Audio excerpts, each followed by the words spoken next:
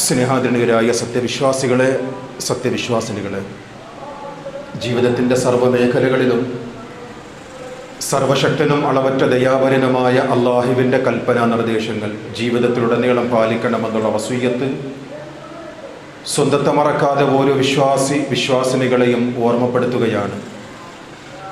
അത്തരം മുത്തഖീങ്ങളിൽ അല്ലാഹു റബ്ബുൽ ഇസ്സത്ത് നാം ഏവരെയും ഉൾപ്പെടുത്തുമാറാകട്ടെ.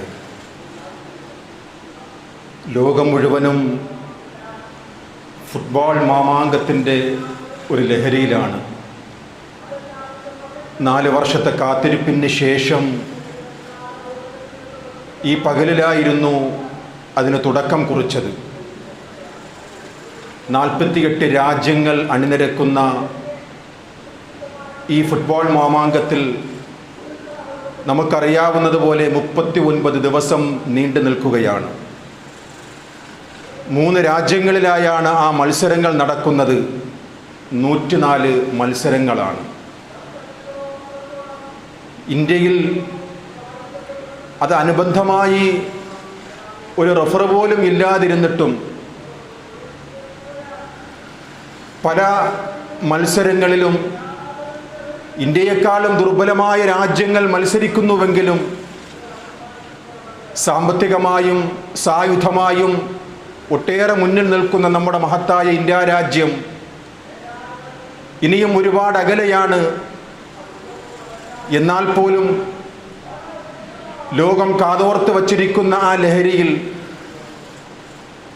ഇന്ത്യ രാജ്യവും പിന്നിലല്ല എന്നുള്ളത് യാഥാർത്ഥ്യമാണ്. വലിയ വലിയ കട്ടൗട്ടുകളും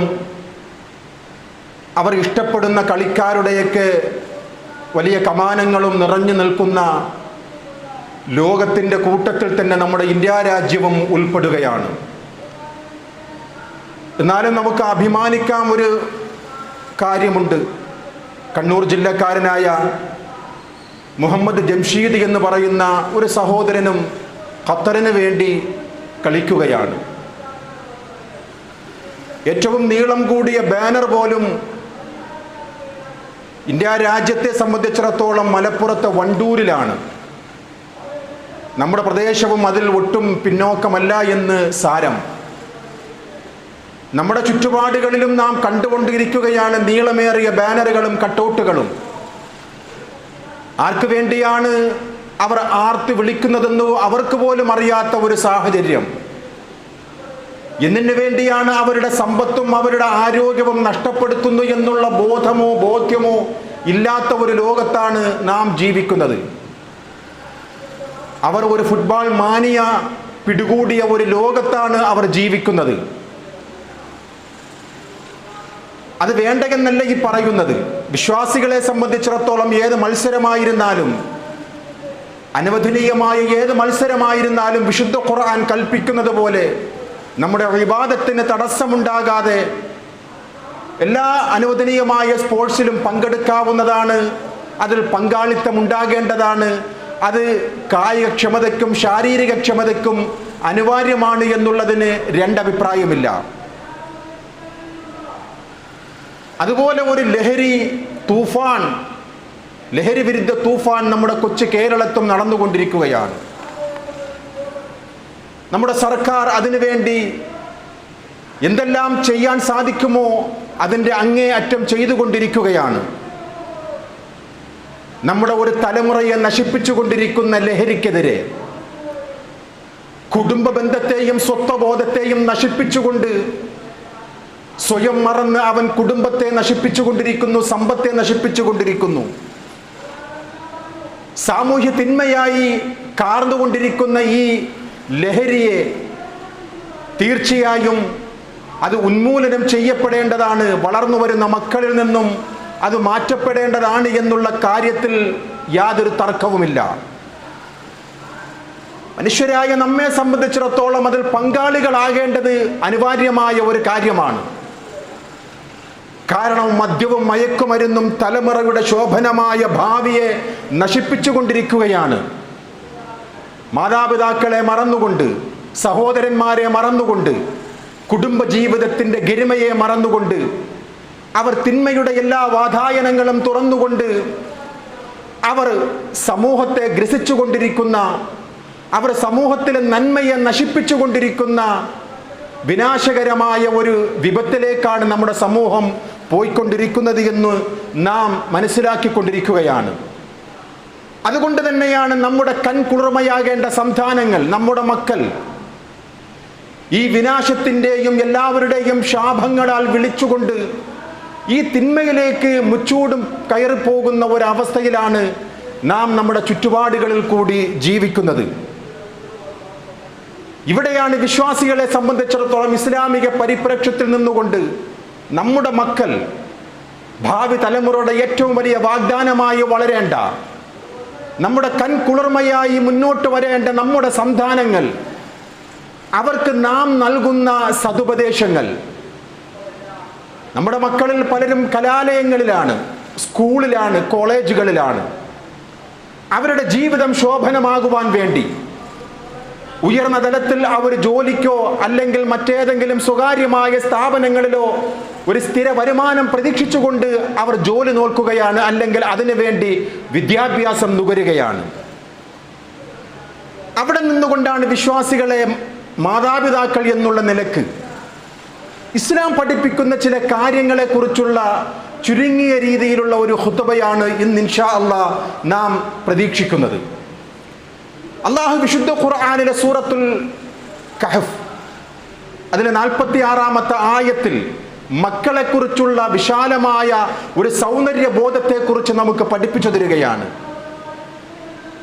സന്താനങ്ങളോടൊപ്പം സമ്പത്തിനെയും അല്ലാഹു തആല ഉപമിക്കുകയാണ്. അൽ മാലു വൽ ബനൂന സീനത്തുൽ ഹയാത്തിദ് ദുനിയാ. ദുനിയാവിലെ അലങ്കാരമാണ് ഈ രണ്ട് കാര്യങ്ങളും.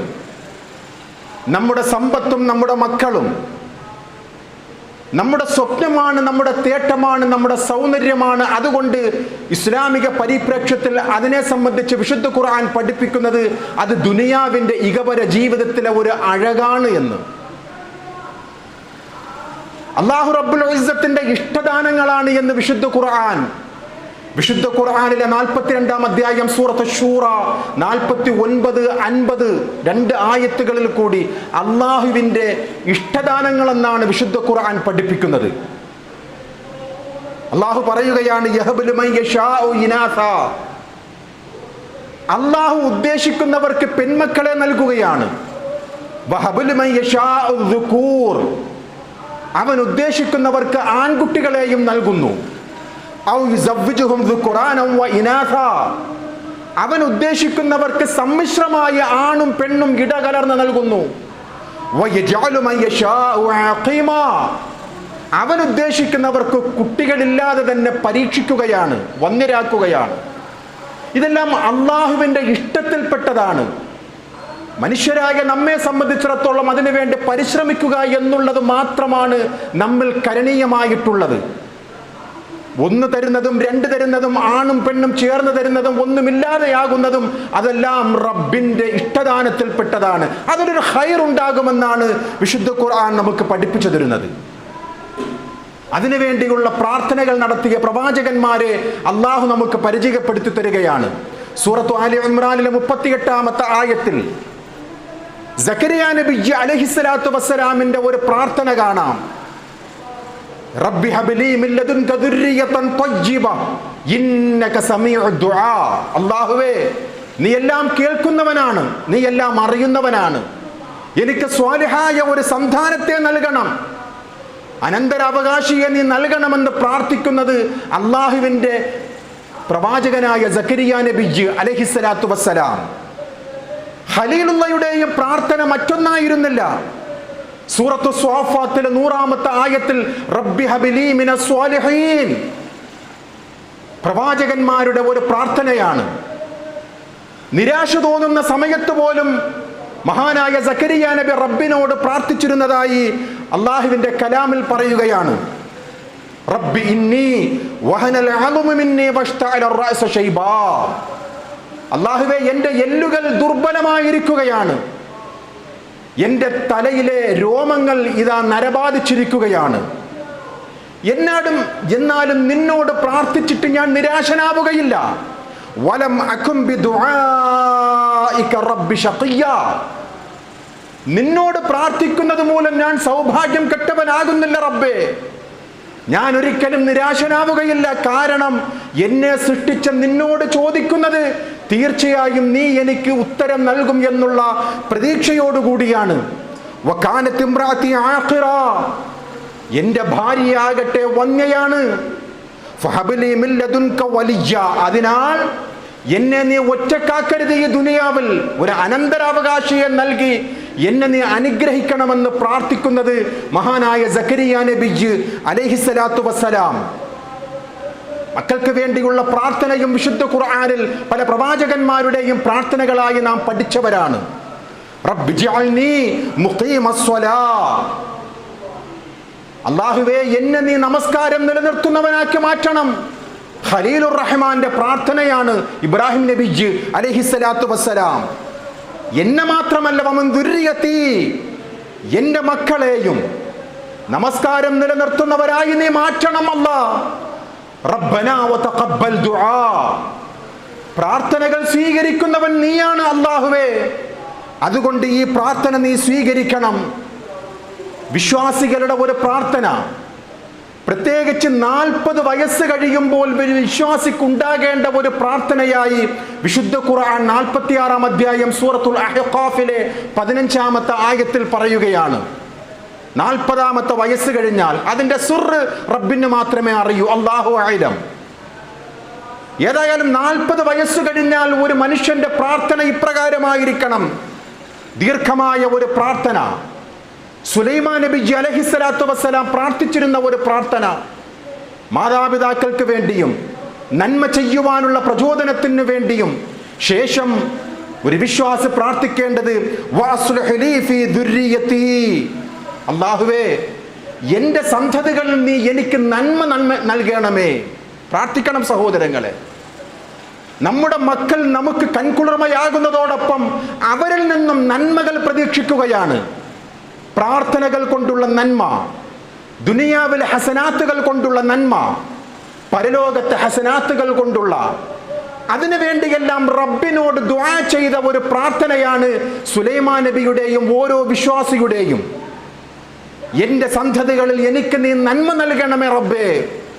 ഇന്നി തുബ്തു ഇലൈക വ ഇന്നനി മിനൽ മുസ്ലിമീൻ, ഞാൻ നിന്നെ അനുസരിക്കുന്നവനാണ് റബ്ബേ, നിന്നിലേക്ക് ഞാൻ തൗബ ചെയ്യുകയാണ്. പ്രാർത്ഥിക്കണം വിശ്വാസികളെ.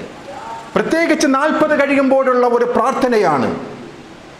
നമുക്കറിയാം അല്ലാഹുവിൻ്റെ കലാം, കണ്ണുകൾക്ക് കുളിർമ നൽകുന്ന ഒരു പ്രാർത്ഥനയെ സംബന്ധിച്ച് ഇബാദുർ റഹ്മാൻ, റഹ്മാനായ റബ്ബിന്റെ സച്ചരിതരായ അടിയാറുകളുടെ ഗുണവിശേഷങ്ങൾ എണ്ണിപ്പറയുന്ന 25-ാം അധ്യായം, അതിലെ 70 മുതലുള്ള ആയത്തുകൾ ഒന്ന് പരിശോധിച്ച് നോക്കുക സഹോദരങ്ങളെ. ആ ഗുണത്തിൽ നമ്മുടെ ജീവിതം ഉൾപ്പെടുന്നുണ്ടോ? നമ്മുടെ പ്രാർത്ഥനകൾ ഉൾപ്പെടുന്നുണ്ടോ? അതിലെ സുപ്രധാനമായ ഒരു പ്രാർത്ഥന, റബ്ബനാ ഹബ് ലനാ മിൻ അസ്വാജിനാ വദുർരിയാതിനാ ഖുർറത അയുൻ വജഅൽനാ ലിൽമുത്തഖീന ഇമാമാ. അല്ലാഹുവേ നിന്നെ ഭയക്കുന്നവർക്ക് ഇമാമാക്കണമേ ഞങ്ങളെ. മുത്തഖീങ്ങളാക്കണമെന്നല്ല, മുത്തഖീങ്ങൾക്ക് ഇമാമാക്കണമേ. ഞങ്ങളുടെ ഭാര്യമാരെയും ഞങ്ങളുടെ മക്കളെയും ഞങ്ങൾക്ക് കൺകുളിർമ നൽകുന്നവരാക്കണമേ. ഇണകൾക്ക് വേണ്ടി, മക്കൾക്ക് വേണ്ടി, നമ്മുടെ വേണ്ടപ്പെട്ടവർക്ക് വേണ്ടി, ഭർത്താക്കന്മാർക്ക് വേണ്ടി, ഭർത്താക്കന്മാർ ഭാര്യമാർക്ക് വേണ്ടി റബ്ബിനോട് ദുആ ചെയ്യണം.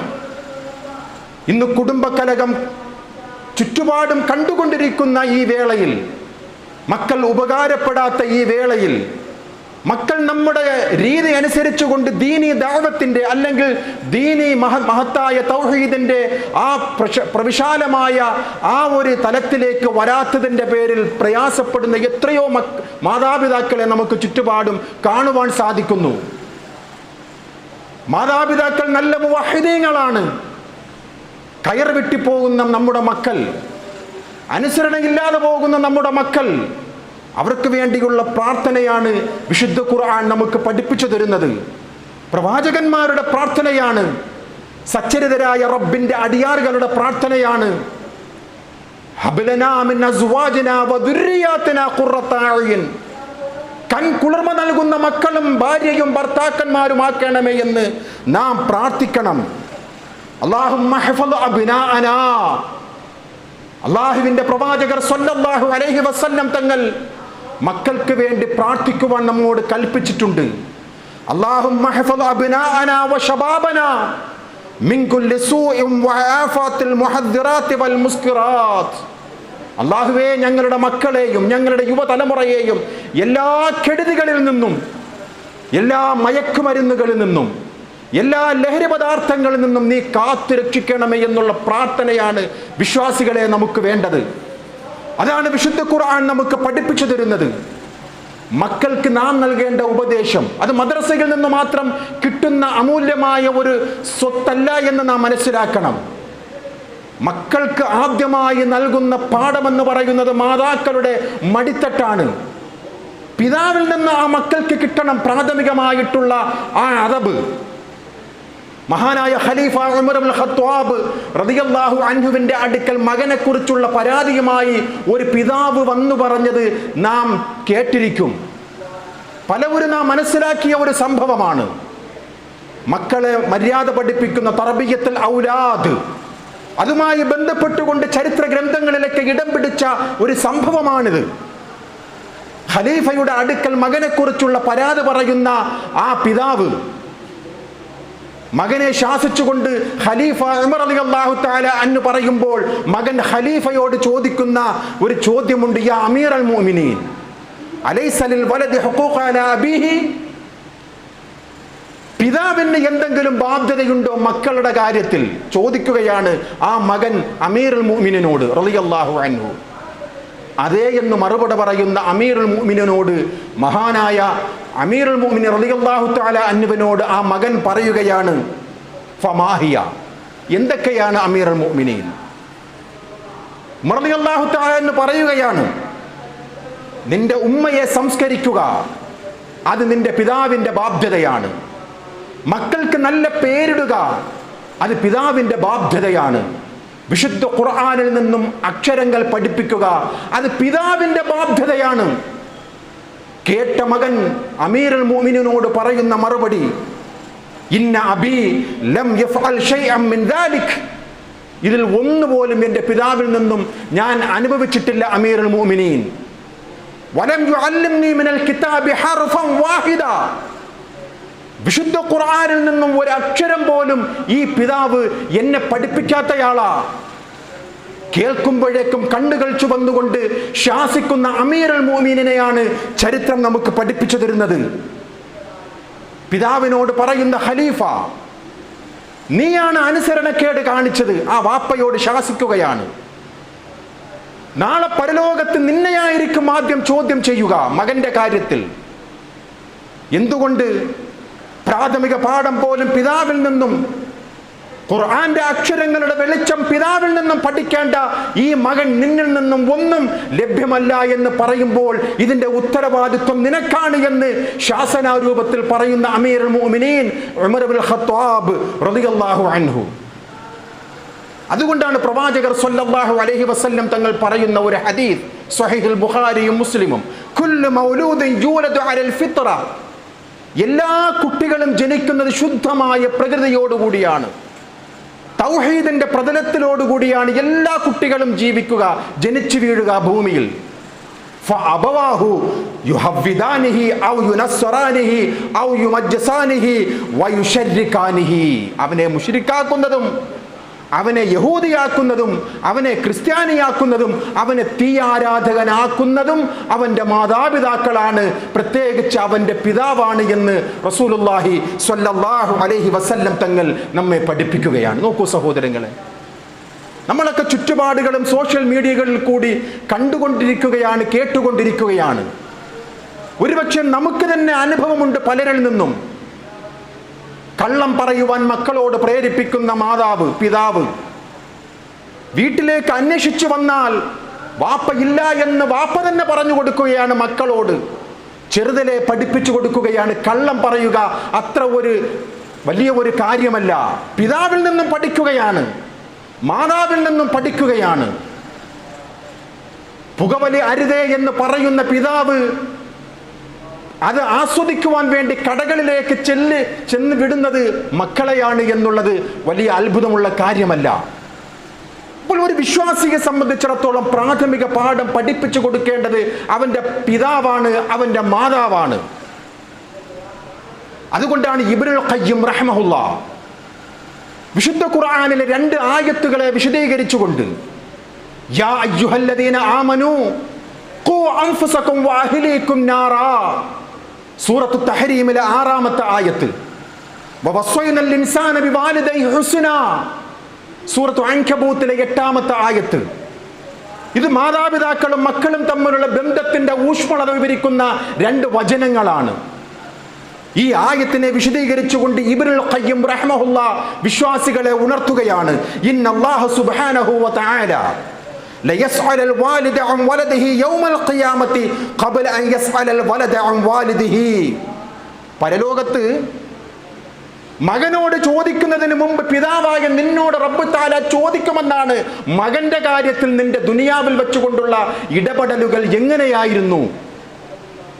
فإنه كما أن للوالد على ولده حقا فللوالدين على والده حقا فكان قال تعالى. അല്ലാഹു റബ്ബുൽ ഇസ്സത്ത് ഈ 2 ആയത്തിനെ വിശദീകരിച്ചുകൊണ്ടാണ് ഇബ്നുൽ ഖയ്യിം റഹ്മഹുല്ലാഹ് പറയുന്നത്, പരലോകത്ത് മക്കളോട് ചോദിക്കുന്നതിന് മുമ്പ് പിതാവിനോട് ചോദിക്കും. മക്കളുടെ കാര്യത്തിൽ പിതാവിന്റെ സ്ഥാനം എന്തായിരുന്നു, പിതാവിന്റെ ഇടപെടലുകൾ എന്തായിരുന്നു എന്ന് റഹ്മാനായ റബ്ബ് ചോദിക്കുമെന്ന് മുഫസ്സിരീങ്ങൾ നമുക്ക് പഠിപ്പിച്ചു തരികയാണ്. അത് മാതാപിതാക്കളുടെ ബാധ്യതയാണ്. അത് കൃത്യമായി നിർവഹിക്കേണ്ടത് നമ്മുടെ ഓരോരുത്തരുടെയും ആവശ്യകതയാണ്, നമ്മുടെ ധാർമ്മികതയാണ്. അപ്പൊ നമുക്കറിയാം മഹാന്മാരായ ചില പ്രവാചകന്മാരുടെ ചരിത്രങ്ങൾ. നൂഹ് നബി അലൈഹിസ്സലാത്തു വസ്സലാം തൗഹീദ് പറഞ്ഞ ഒരു പ്രവാചകനാണ്, പക്ഷെ മകനെ കിട്ടിയില്ല. ഇബ്രാഹിം നബി അലൈഹിസ്സലാത്തു വസ്സലാം തൗഹീദ് പറഞ്ഞ ഒരു പ്രവാചകനാണ്, പിതാവിനെ കിട്ടിയില്ല. അതുപോലെ തന്നെയാണ് ചില പ്രവാചകന്മാരുടെ ഭാര്യമാർ. ആസിയ റളിയല്ലാഹു അൻഹ വിശുദ്ധ ഖുർആൻ പരിചയപ്പെടുത്തുന്ന വലിയ്യത്തുകളിൽപ്പെട്ടയാളാണ്. ആസിയ റളിയല്ലാഹു അൻഹ ഭർത്താവായ ഫിർഔൻ അവൻ ധിക്കാരിയായിരുന്നു, അവന്റെ മേൽ ലഅനത്ത് ചൊല്ലപ്പെടുകയാണ്. വിശ്വാസികളെ സംബന്ധിച്ചിടത്തോളം നമുക്കൊരു ബാധ്യത എന്ന് പറയുന്നത് മക്കളോടായിരുന്നാലും വേണ്ടപ്പെട്ടവരോടായിരുന്നാലും നമ്മുടെ ദൗത്യം, നമ്മുടെ പ്രബോധനം എത്തിക്കുക എന്നുള്ളതാണ്.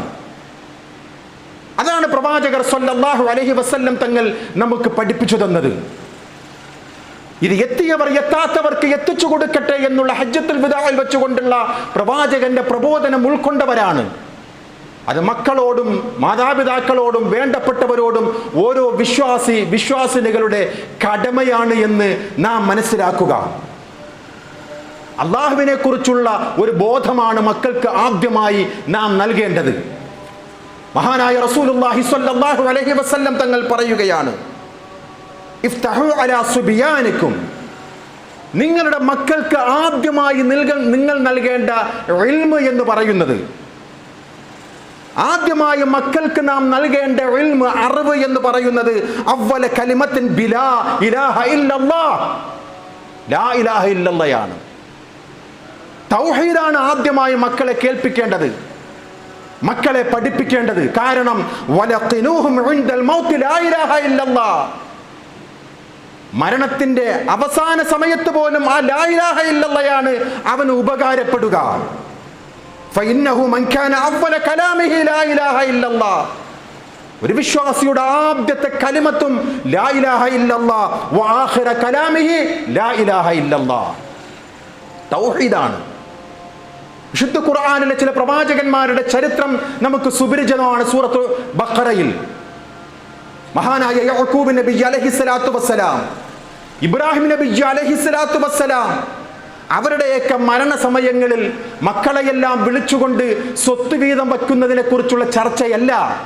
പിന്നെയോ വവസ്വാബിഹാ ഇബ്രാഹിം ബനീഹി വയഅഖൂബ് യാ ബനിയ്യ ഇന്നല്ലാഹ അസ്തഫാ ലക്കുമുദ്ദീൻ ഫലാ തമൂതുന്ന ഇല്ലാ വഅൻതും മുസ്ലിമൂൻ. മക്കളെ, നിങ്ങളോട് നമുക്ക് നൽകാവുന്ന ഉപദേശം ലാ ഇലാഹ ഇല്ലല്ലാഹയാണ്.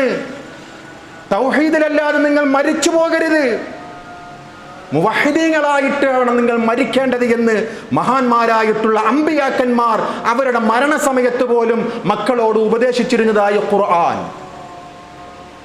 മഹാനായ അബ്ദുൽ ഖാദിർ ജീലാനി റഹ്മഹുല്ലാ, ഒരു കാലഘട്ടത്തിന്റെ നവോത്ഥാന നായകനായിരുന്ന മുഹ്യിദ്ദീൻ ഷേഖ് റഹ്മത്തുള്ളാഹി അലൈഹി, അദ്ദേഹത്തിന്റെ 91ാമത്തെ വയസ്സിൽ ഈ ലോകത്ത് നിന്നും വിട പറയുമ്പോൾ മകൻ അബ്ദുൽ ജബ്ബാറിനെയും അബ്ദുൽ വഹാബിനെയും അടുത്ത് വിളിച്ചുകൊണ്ട് ഉപദേശം നൽകുകയാണ്.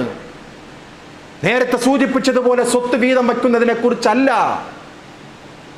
ഇസ്ലാമിന്റെ മൗലികമായ തൗഹീദിനെ കുറിച്ചാണ് മരണസമയത്ത് പോലും ഷേഖ് അവർകൾ മക്കളെ ഉപദേശിക്കുന്നത്. മക്കൾ അങ്ങോട്ടും ചോദിക്കുകയാണ്, അല്ലയോ വാപ്പാ, ഔസീനി ബിമാ അമല ബിഹി ബഅദക്, അങ്ങയുടെ വഫാത്തിന് ശേഷം എന്താണ് ഞങ്ങൾ ചെയ്യേണ്ടത്, ഒന്ന് ഉപദേശിക്കുക എന്ന് വാപ്പയോട് ചോദിക്കുമ്പോൾ വാപ്പയായ ഷേഖ് അവർകൾ പറയുകയാണ്, അലൈക ബിതഖ്വല്ലാഹി അസ്സ വജല്ല, അല്ലാഹനെ സൂക്ഷിച്ചോ മക്കളെ, വലാ തഖഫ് അഹദൻ സിവല്ലാഹ്, അല്ലാഹ് അല്ലാത്ത ഒന്നിനെയും നീ ഭയപ്പെടണ്ട, വലാ തർജു അഹദൻ സിവല്ലാഹ്, അല്ലാഹുവിൽ മാത്രം നീ പ്രതീക്ഷിക്ക്, നിന്റെ ആവശ്യങ്ങൾ അവൻ നിറവേറ്റി തരും.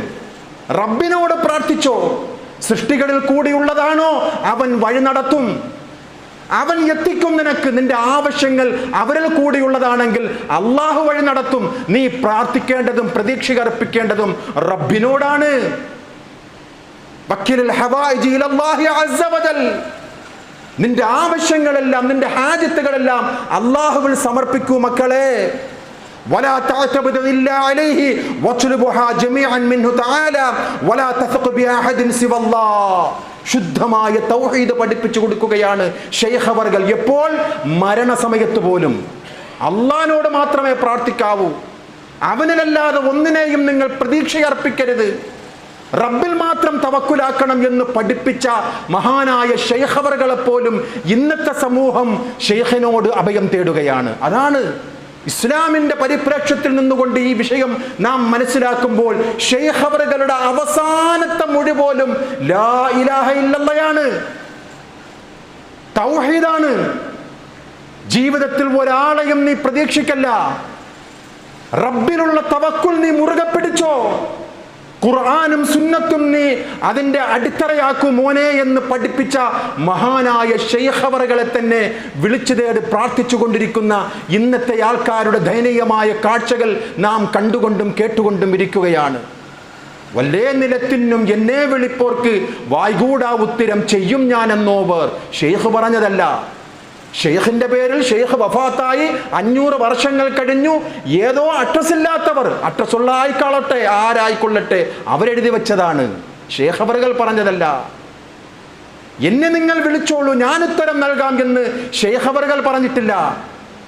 ഷെയ്ഖ് അവറുകളുടെ അവസാനത്തെ മൊഴി പോലും മക്കളെ, നിങ്ങൾ അല്ലാഹു അല്ലാത്തവരിലേക്ക് തിരിയരുത്, അവരിൽ മാത്രം നിങ്ങൾ തവക്കുലാക്കണം എന്ന് പഠിപ്പിച്ച മഹാനായ ഷെയ്ഖ് അവറുകളുടെ ചരിത്രമാണ് മക്കളോട് നൽകാവുന്ന ഏറ്റവും വലിയ ഉപദേശം.